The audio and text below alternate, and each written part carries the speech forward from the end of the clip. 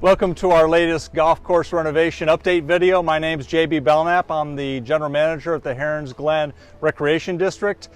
Tim, who is normally with me, is out taking care of a matter on the golf course today, so he sent his right-hand man, Head Superintendent Eric Simpson. Welcome, Eric. Glad to be here. You've had some experience at Fiddlesticks, at Collier's Reserve. Can you explain and walk us through the process of once Clark finishes up putting down the sprigs and the sod, what responsibility now comes into into play for you? Absolutely. So once Clark leaves the hole, our main focus is to getting those sprigs and that sod to root down into the soil. So that means water, water, water. That is key. Keeping the soil moist so the sprigs can root down a lot faster. The first 2 weeks is very critical into getting that happen. If you have seen the sprigs go down, it's usually about 2 weeks and you'll start to see some green sprouts coming out of the ground. But we'll chunk some fertilizer out, a little pre-plant as we call it, just to get the kick started a little bit. Once it's rooted down, we can start chunking out some big boy fertilizer, and that way it won't run off into any drains or anything, and the sprigs can take it up and root a little bit better. Well, that's great. And as you said, water is so vital to starting the process of growing the grass. In your estimation, how many sprinklers do we have on the course and on the hole per se? So we have about 1,200 heads out there, and that's compared to what we had previously, which was 750. Per hole, I would say between 50 to 60 heads per hole. Obviously, it's going to be a little bit of differentiation between a par 3 and number 17, for example, but that's about what we're running. Okay. And the irrigation piece was such an important part of the golf course renovation. How do you think that's going to benefit us and the members going forward as compared to what we had prior? Well, the key thing with golf course superintendents now is water conservation and resource conservation. So what we were doing previously was trying to overcompensate for the lack of heads that we've had and the amount of coverage we were getting with those heads, and kind of overcompensating. Now we have adequate coverage with every head. Every piece of the entire hole is covered. We have heads that are smaller, so they're not going to be blasting into people's eyes or waking anybody up early in the morning if we happen to run, and that way we're able to utilize all the water instead of overusing it and having some excess. So you have a sample of one of the heads right there, if you could pick that up, Eric. So how many heads did we have, and how many heads do we have now? So we had 750 previously. We've got around 1,200 now. That way we're getting, like I said, we're getting full coverage with that.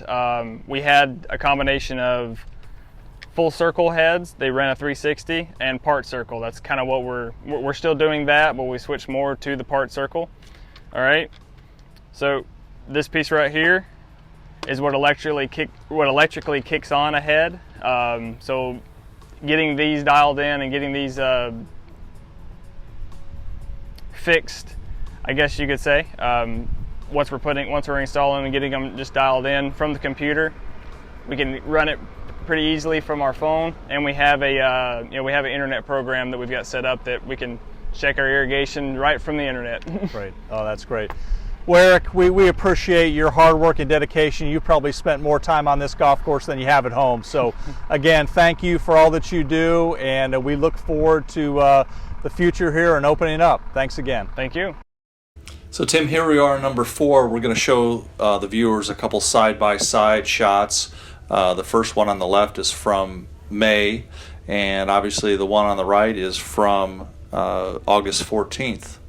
Yeah, so you can see right off the bat there that additional third tee that we had put in. We've got, sodded almost the entire hole, and kind of take note of the cart path changes that we've done, on that outside. Kind of one of the benefits for me here is you can see the improved irrigation system in the works. Before, we never had any designated irrigation for the perimeters, the collar area, and we have about 20-25 heads there now that keep that area nice and wet. Okay, here we are, number 5. Yeah, again, tee box expansion. That's what everybody wanted, and that's what we're trying to give them. The 3 tees expanded, all the way to that silt fence. 4-5 tee here. You can really see a dramatic change in the size of that one coming out into the wetland a little bit more. As well as the number 6 tee. Yep. And these are all, laser leveled and straight and flat. You'll notice these little yellow strips. These are some erosion control fabric that we put on top of the sprigs to try to help alleviate any washouts that we have throughout the property. And again, a much larger green.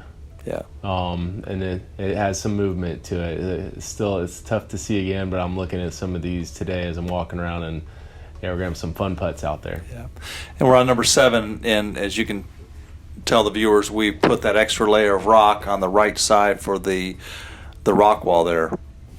Yeah, had another extra layer. One, I guess just the overall view of it kind of enhances it a little bit better, and it also creates a pocket for that bunker to not lay straight towards the water. So if you hit on the high end of it, it's gonna sit at the bottom. The ball is, and it's not gonna roll all the way to the rock or the grassland. So more of a cup feel.